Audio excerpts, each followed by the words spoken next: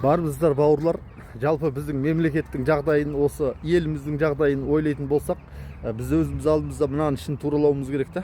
Мысалы былай ғой, кім айналасын қоқыс қып, шашып, төгіп, жаңағы неғып ішіп-тішіп жүреді, шашып, олар кедейлікке бара береді. Ал кім таза өзінің миында, айналасында таза ұстайды, олар тазалыққа, байлық, молшылыққа бара береді да. Міне мына жерде жатыр қоқыстар. Міне көрдіңіздер, мынау жатқан әртүрлі қоқыстарын тастаған темекінің тұқылы бар, басқасы бар. Енді сіздерге айтайын, жалпы мынау нашар болған, дамымай қалған елдердің барлығын қарасаңыз, барлығы да ластықтың ішінде өмір сүреді да. Сол ластықтың ішінде, былайша айтқанда, мал мен мал құсап өмір сүріп кетеді олар. Олар соған лайық болады, достар. Ал адамдар, мыналарды шашқан адамдар, бұлар өміріне кедейлік, ластық алып келіп жатқан адамдар. Олар түбі кедей болып кетеді. Өйткені олардың жан дүниесі тазалыққа деген құмарлығы жоқ.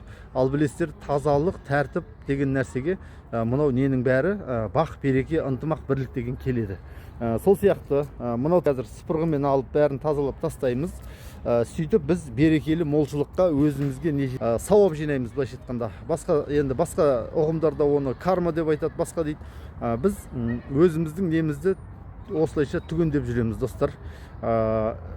Барлығыңызға да айтарым, мына машинаның терезесінен қоқыс лақтырып жіберу, мына үйдің терезесінен, мына көп қабатты үйлерден лақтыра салу деген нәрселер, бұның барлығы сіздің кармаңызды нашарлатып, сізді кедейшілікке алып келеді.